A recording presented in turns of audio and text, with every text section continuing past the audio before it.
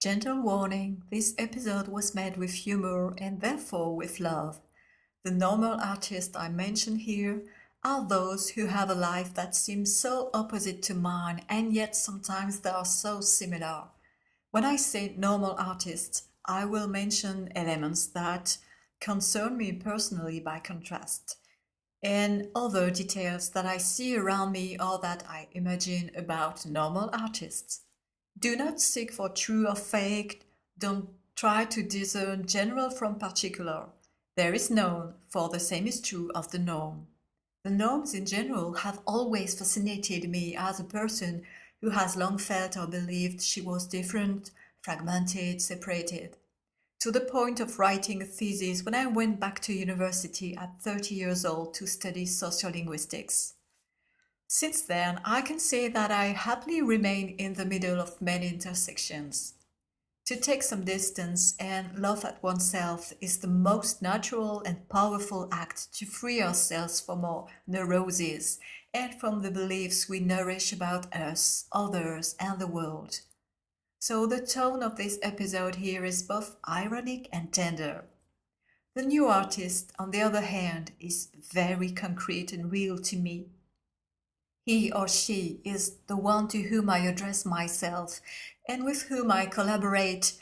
He or she is the one for whom I wrote my last book and with whom I work and whom I help with my body voice practice. And he or she is whoever I'm writing this episode for. So if it's you, then welcome and thank you for being. Hi, this is Louisa.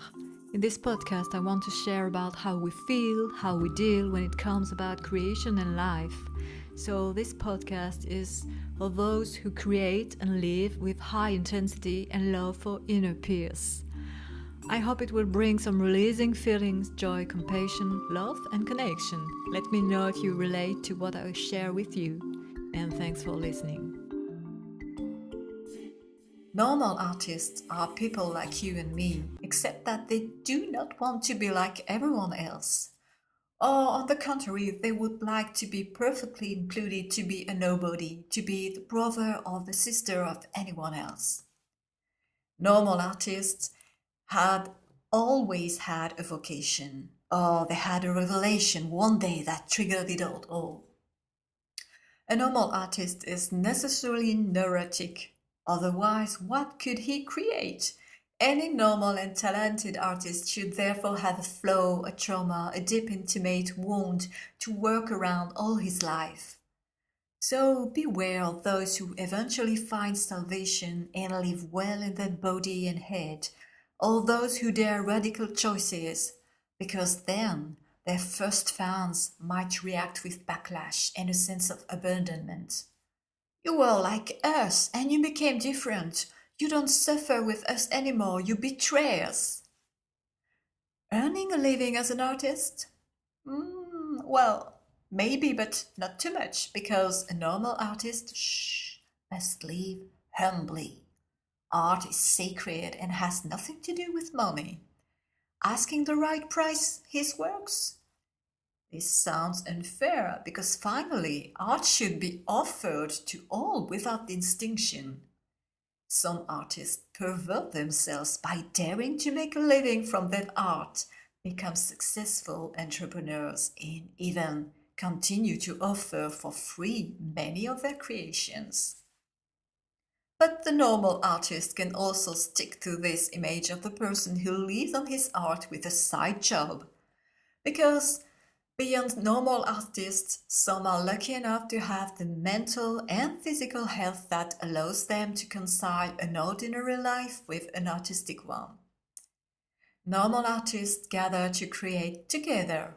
They have a roof, sometimes loaned by a spouse, by relatives, friends, or family, or they have saved all their working life to afford the luxury of completing their destiny as a thrifty artist, most often in a small corner in the middle of nowhere, or in the middle of an urban jungle.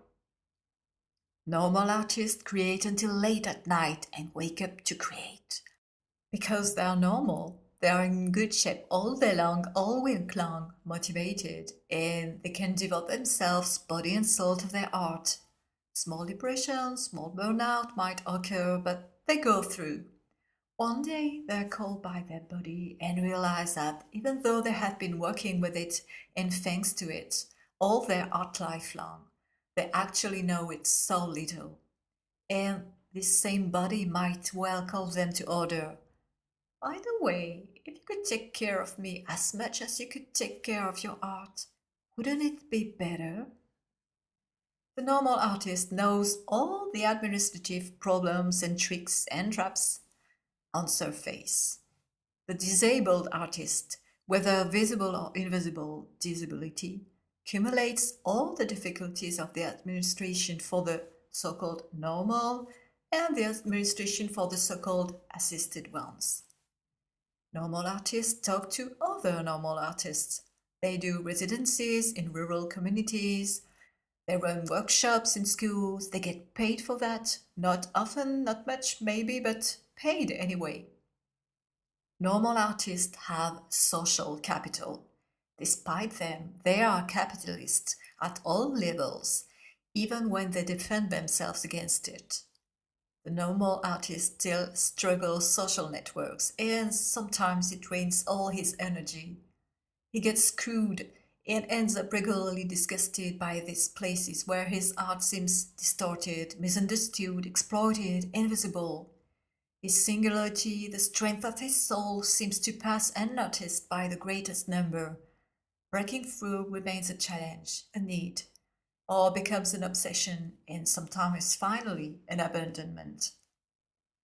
Then he understands that the norm is finally very fluctuating and that everyone is both in and out that norm, and that even art is very conventional in many ways. He realizes that nothing separates him from the world around him except what separates him from himself. He's got this certainty of being apart while being sent inwardly to make himself a channel between his inner world and others. What is his soul made for if not to give it all to the world? I have often shared Adèle Haenel's phrase. Adèle Haenel is a French actress, and her phrase dates back a few years and says, "Any bondage to the norm takes joy away." I don't know if she would say it that way today, but any bondage to the norm, including your own norm, the one you unconsciously erected by giving you codes, ways to stand out from some people or to look like others. This inner norm is the sum of the small voices that force you to be in your illusory perfection, to feel good, to be proactive, productive. The same norm that forces you to abandon these obligations. Fortunately, the soul is there to remind the mind, the body, the heart that the norm is both necessary and illusory. It is meaningful only if it is attuned to the soul and to the world. Otherwise, there is separation, agony, inner and outer conflict. The new artist is the one who's understood that everything and its opposite lays within him. He is Taoist without knowing it, and he does not attach himself to any dogma. The new artist knows where he comes from, and he or she feels where she is going. He collaborates with his body as well as with his soul and his mind. He doesn't want to be apart, but he needs to be recognized in his singularity. The new artist carries within him so many lives, so many revolts, so much hope, often so many wounds, but he knows that it is by healing his traumas that he will be able to serve his soul and contribute to the world. The new artist operates this essential transmutation of fear, anger, shame into love. Love means clear speech, liberating commitment, inner peace.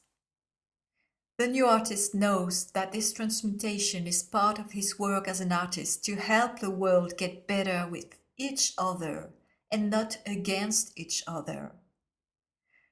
The new artist is the one I work with, I work for, or rather co-create. This is the one I help with my practice around the body voice, to help him to take care of his body voice, both to support physically and mentally his creative process, but also to stay as connected as possible to his soul, freeing oneself gradually and continuously from its conditioning limits, and to help him to make his life an art and his art a life.